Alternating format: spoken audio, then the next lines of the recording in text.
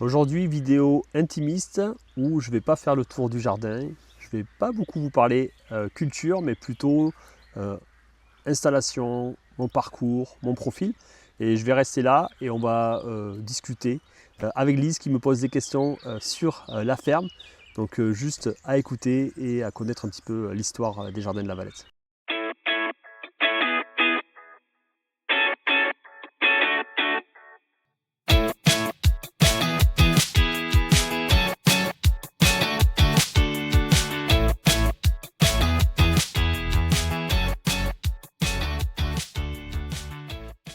Salut Sylvain.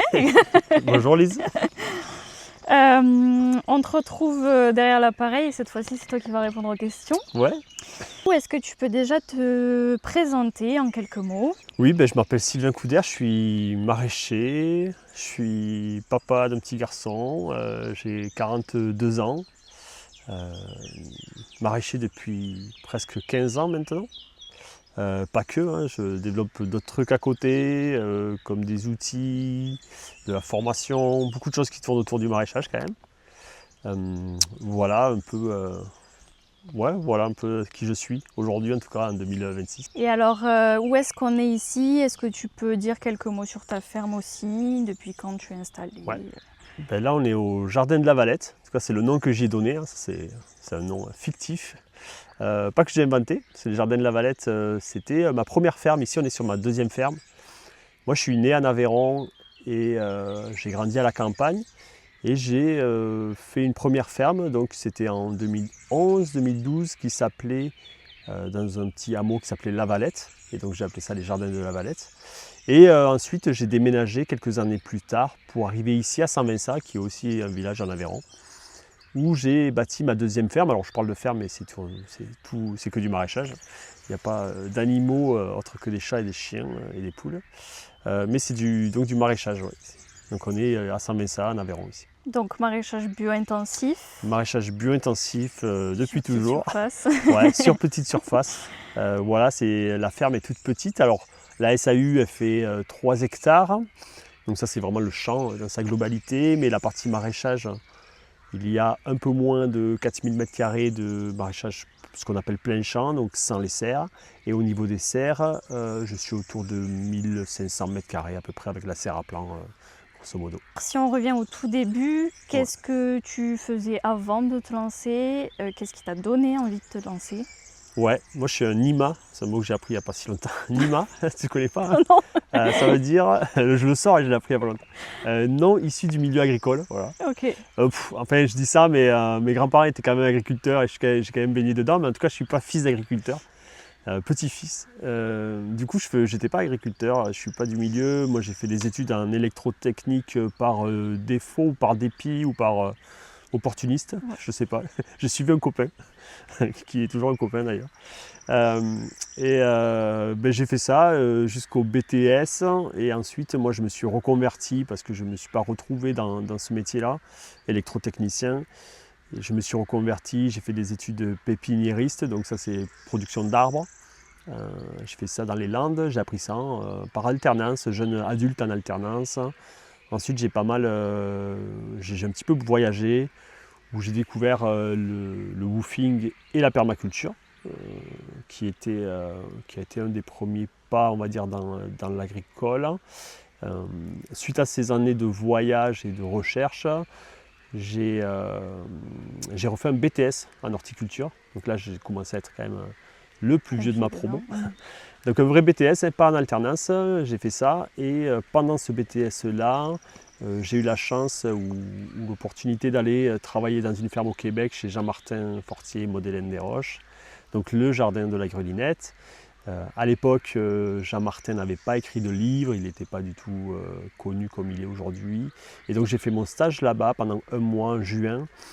Et clairement, c'est de là qu'est partie la naissance des Jardins de la Valette, où j'ai dit, ça y est, j'ai trouvé un modèle économique, un modèle reproductible que j'avais envie de faire et que j'ai fait donc sur la ferme de mes grands-parents, de mes parents aussi, en Aveyron. Donc si on revient sur cette ferme-là, donc la version 2, Ouais. donc tu en as un petit peu parlé, mais sur quelle surface tu travailles au niveau global et également sur les planches du coup.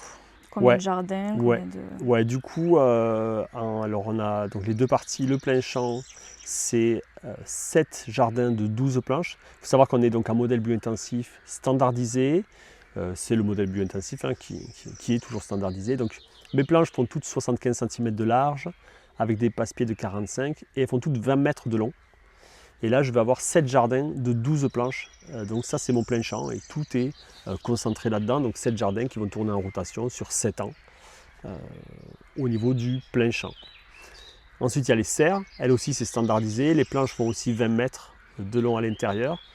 J'ai 3 serres, mais 3 serres physiques, mais dans mon planning, ça en fait 6 parce qu'elles font 42 mètres de long et du coup, j'ai découpé en 20 mètres à l'intérieur.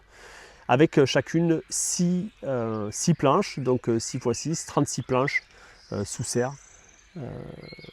Voilà. Et ensuite, j'ai une serre à plan juste derrière là, qui fait 100 mètres carrés pour la production de mes plants une partie de l'année. À côté, bon, il y a quelques espaces. J'avais beaucoup de place, donc j'ai quand même pris de la place. Donc il y a des zones qui ne sont pas productives, mais qui font partie de la ferme. Il peut y avoir quelques arbres, quelques bassins, voilà. Les haies, tout ça, qui entoure tout ça, quoi. Pour toutes ces planches, tous ces légumes, est-ce que tu peux nous parler un petit peu évolution, notamment au niveau de l'équipe? Combien de temps tu as travaillé tout seul? À partir de quand tu as pris des stagiaires, des saisonniers jusqu'à aujourd'hui? Ouais, mais moi j'ai dimensionné ma ferme dès le début, c'est-à-dire que même sur ma première ferme, c'était exactement le même surface cultivée. C'était pas tout à fait la même organisation des planches et des serres. J'avais un peu moins de serres, un peu plus de plein champ, mais globalement c'était la même surface. Et j'ai toujours dimensionné ma ferme pour un UTH et demi, donc une personne et demie. Voilà comment on compte, une personne à temps plein plus un employé à mi-temps. Ça a toujours été dimensionné comme ça. Moi j'ai commencé à embaucher à partir de la 3e année où il y avait une personne qui venait m'aider quelques heures, donc ça s'est fait de façon très progressive. Où la personne venait quelques matinées par semaine. Et puis c'est monté en force pour arriver il y a quelques années.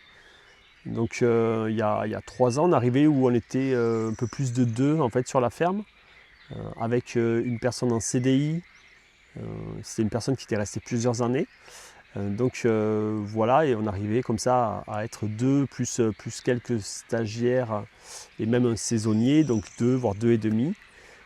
Ça a été, on va dire, il y a 3 ans, on était arrivé à ce niveau-là sur cette ferme. Ça a évolué un petit peu, hein, le nombre de personnes. Et là, je suis redescendu un petit peu en nombre de personnes, où aujourd'hui sur la ferme, il y a 2 saisonniers, saisonnières, en tout cas cette année, qui font chacune 20 heures par semaine, plus moi. Qui est là, qui ne fait pas tout à fait 35 heures parce que j'ai d'autres activités à côté. Donc je suis plutôt en mode aujourd'hui, en mode gestionnaire de la ferme. Je fais quand même les marchés, je fais tout le travail du sol, je fais tous les semis directs, je vais faire les thermiques. C'est moi qui vais superviser l'irrigation, la serre à plant. Donc ça c'est un peu mon rôle. Les saisonnières font l'autre partie. Mais on est dans un cas particulier où la ferme est très mature. Je ne sais pas si je perds pas le fil.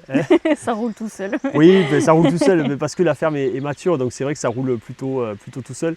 Donc là aujourd'hui, je ne suis pas à temps plein, mais en tout cas sur une ferme comme ça, il faut quand même compter un temps plein plus un saisonnier. Voilà, le 1,5 que j'avais prévu dès le début, c'est vraiment ça, la routine sur une ferme de cette taille, quoi. Donc on a parlé équipe, on peut parler un petit peu travail. Quelle culture pratiques-tu ici? Et pourquoi ces choix? Ouais. Il y a pas mal de cultures. Ouais, pourquoi ces choix? C'est quelque chose que moi le plus diversifié possible, hein.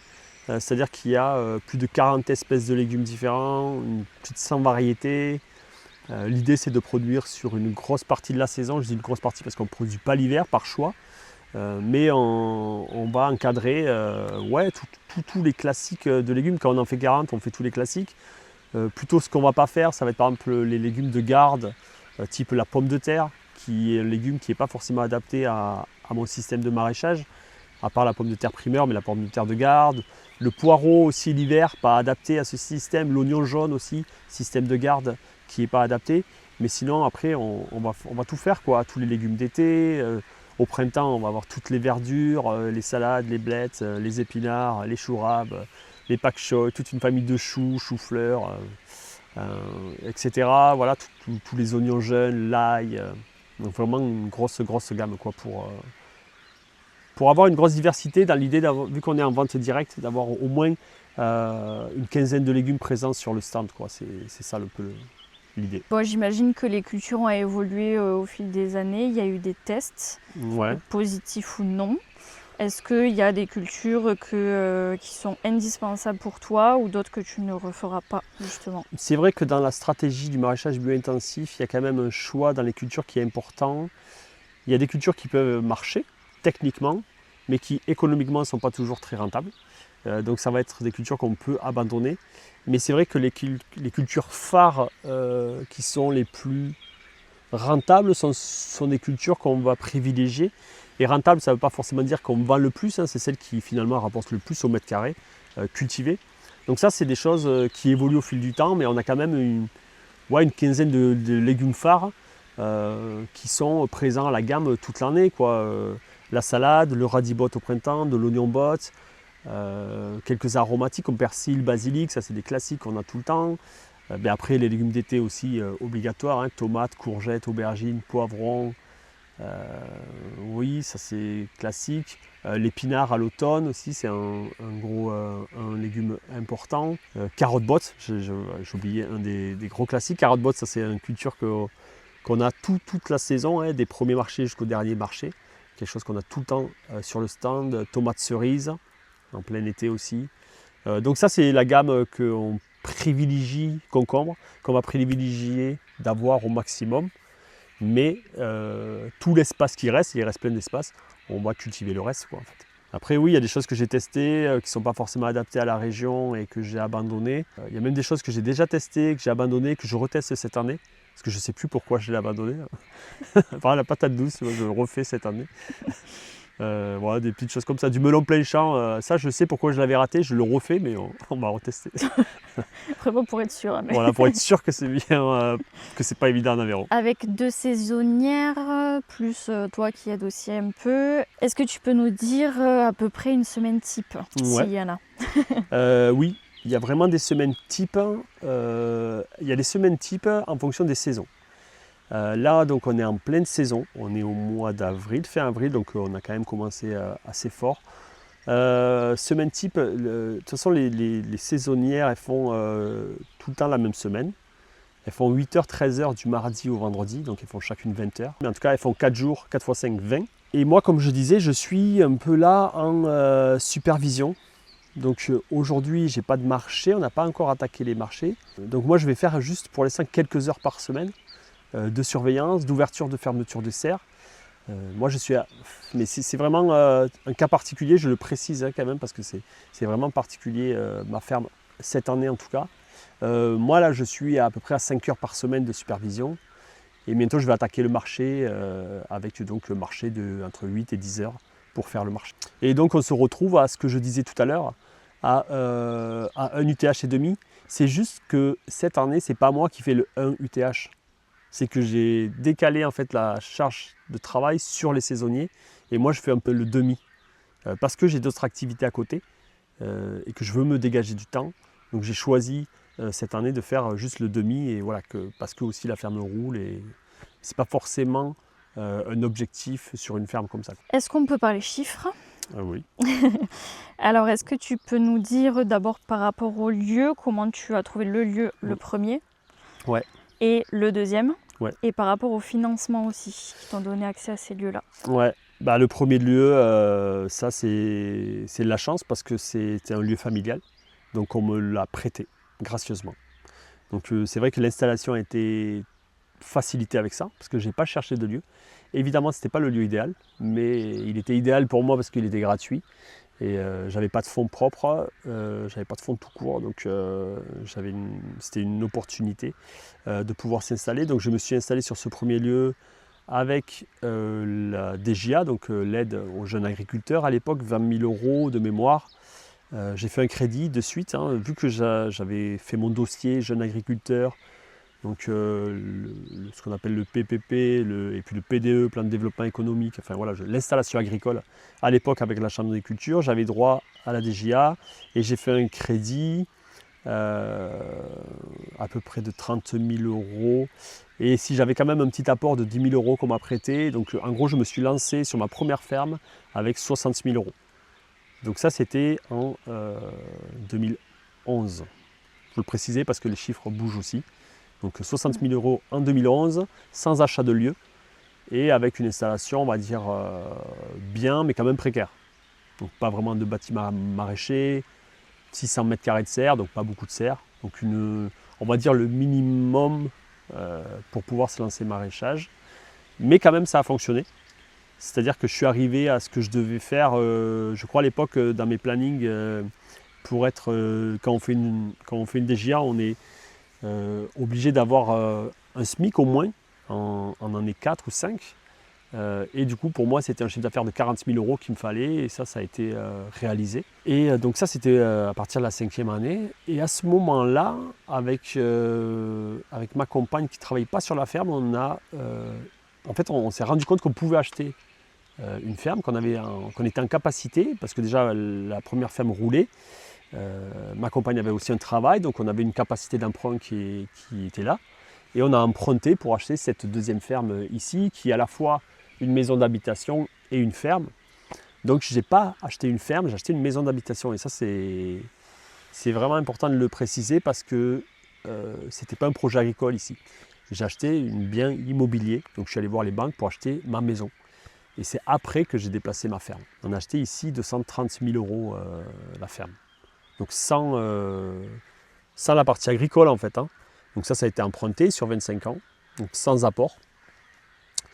Et j'ai refait un crédit de 30 000 euros à peu près pour relancer mon activité ici. Pour racheter des serres, refaire de l'irrigation. Ouais, en gros c'était ça quoi.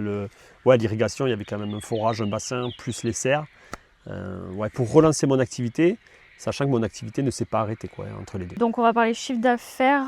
Est-ce que tu peux donner des tranches sur la première ferme, la deuxième? Est-ce que tu as senti un boom entre les deux? Comment ça a évolué? Première ferme, je l'ai dit tout à l'heure, on était monté à 40 000 euros. À peu près c'était ça. Et là, ça me permettait d'avoir un SMIC correct, mais bon, pas non plus fou, c'était juste le SMIC.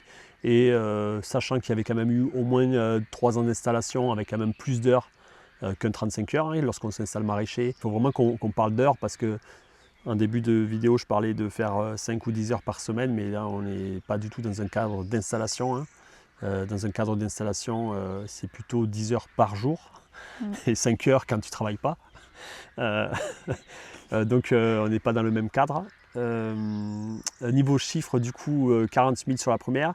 On est monté ici, lorsque j'étais avec la personne en CDI, jusqu'à un peu plus de 90 000 euros de chiffre d'affaires.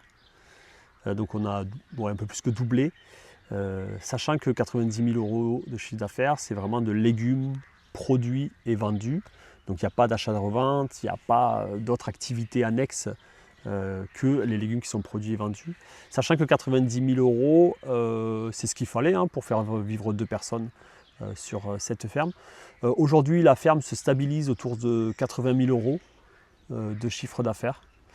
Par choix, parce que ce choix de ne pas avoir une personne en CDI, enfin ce choix, ou cette opportunité, ou ce manque d'opportunité, en tout cas, c'est vrai que le personnel sur la ferme évolue.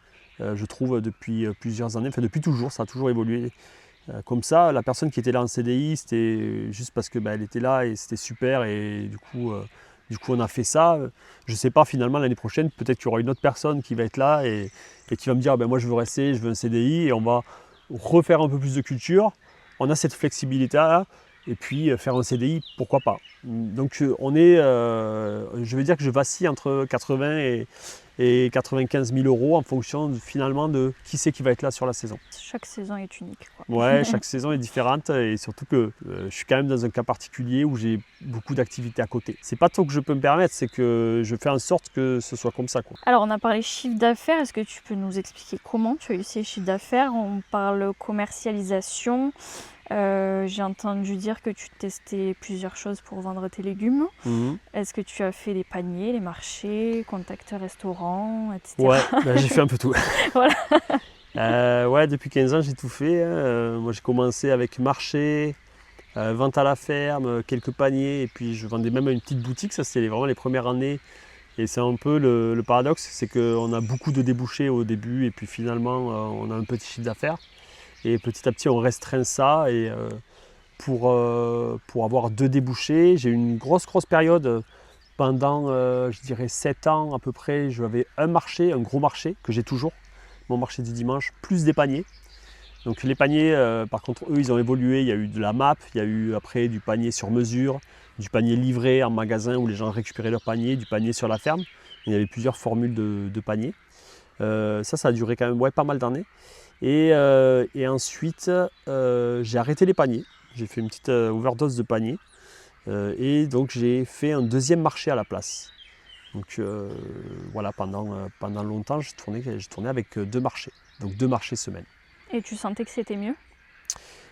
C'était pas mieux en termes de temps de travail, parce que le deuxième marché prend du temps. Par contre, c'était mieux pour le chiffre d'affaires. On a eu vraiment un gain quand on est passé. En fait, ça s'est passé quand il y avait le saisonnier, pas le saisonnier justement, en CDI, où je devais augmenter mon chiffre d'affaires, mais je savais que je plafonnais avec mes paniers. Je plafonnais aussi avec mon marché, je ne pouvais pas faire plus. J'avais beau amener les légumes, au bout d'un moment, il y a une limite. Mais je connaissais le potentiel, enfin en tout cas, j'imaginais un potentiel plus important à ce deuxième marché.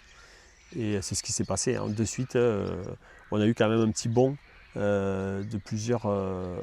ouais, j'ai plus exactement le chiffre en tête, mais je pense qu'on a fait plus 15 000 dès qu'on a attaqué ce deuxième marché. Ce qui, du coup, permettait plus facilement d'avoir quelqu'un en CDI, quoi. C'est pour ça qu'il y avait eu ce changement aussi, quoi. Donc tu es passé à 2 marchés par semaine. Oui. Et aujourd'hui, et dans le futur, Eh est-ce que ça va bouger? ça évolue toujours, la ferme.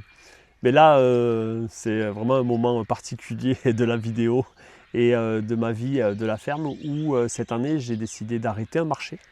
Donc là, je me consacre qu'à un marché. Donc évidemment avec une petite réduction du volume produit.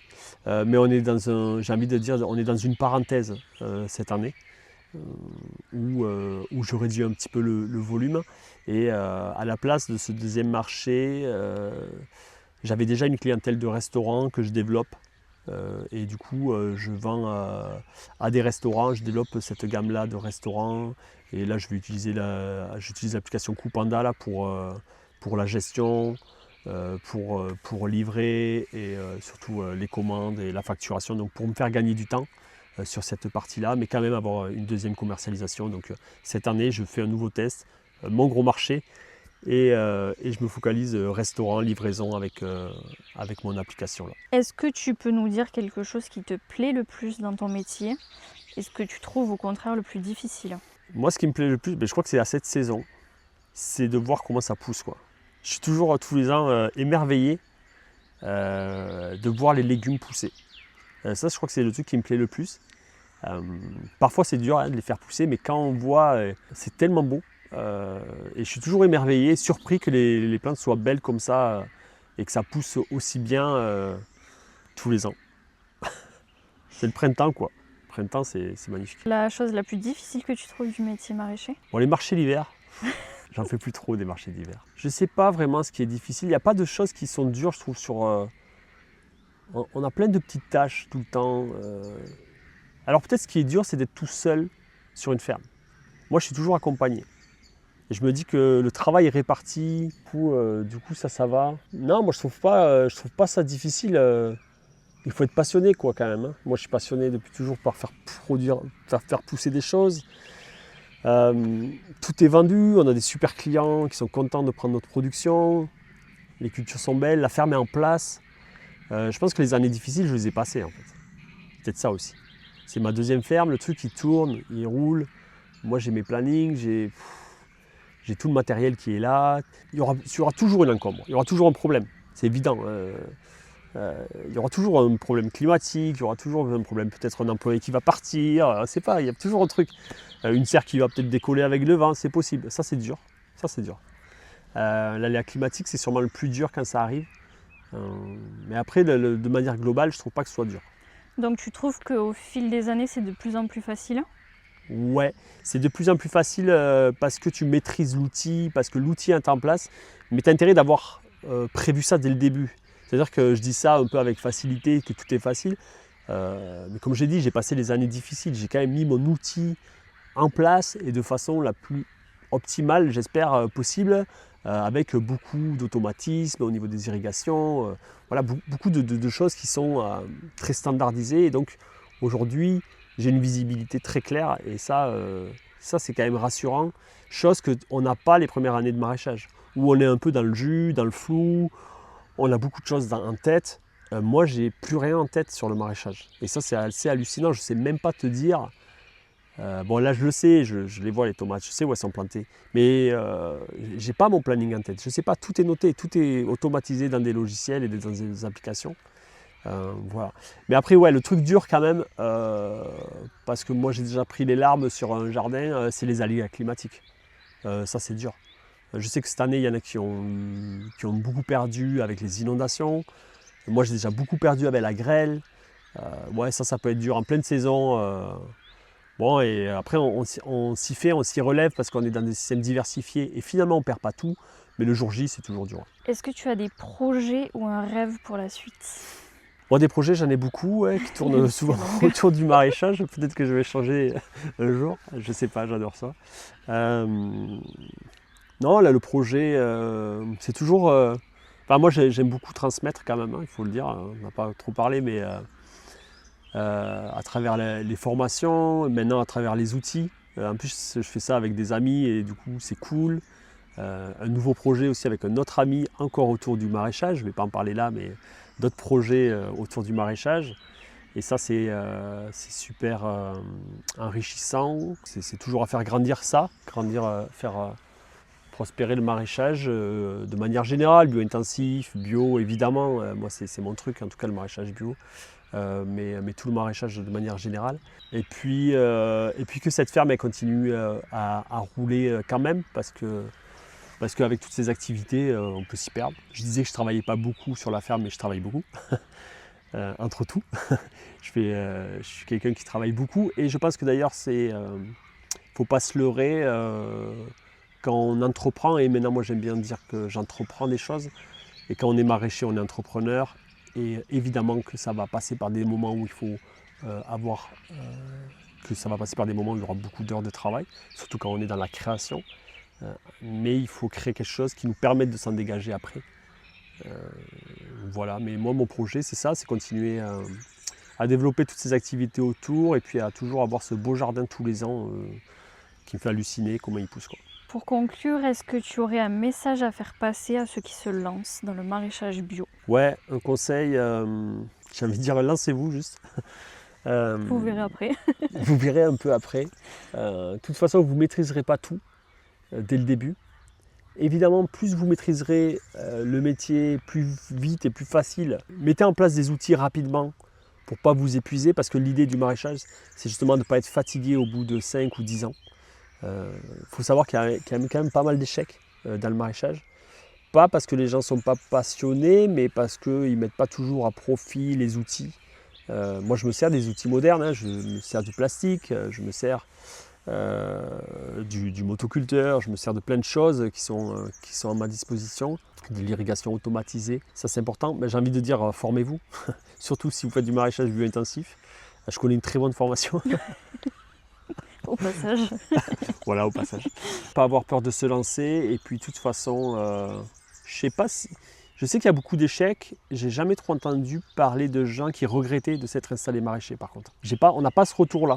Parce que c'est intéressant de dire oui, il y a une personne sur deux qui arrête au bout de 5 ans. Oui, mais est-ce qu'elle regrette? Pourquoi elle arrête? C'est peut-être pas très grave en fait. Peut-être qu'on peut changer de métier plusieurs fois dans une vie et qu'on peut être maraîcher pendant 5 ans et puis arrêter. Et c'est des modèles qui s'y prêtent, quoi. Ben voilà, on a fait ce petit tour avec Lise de discussion, questions-réponses. C'était quelque chose qui nous avait été demandé et je trouvais ça plutôt cool comme exercice. j'ai peut-être pas répondu à tout, peut-être qu'il y a des chiffrages, des choses qui manquent, mais n'hésitez pas à le mettre dans les commentaires, on prendra le temps d'expliquer les choses qui ne sont pas claires. Et je vous dis à très bientôt, et puis sûrement une suite où on fera un beau tour de jardin.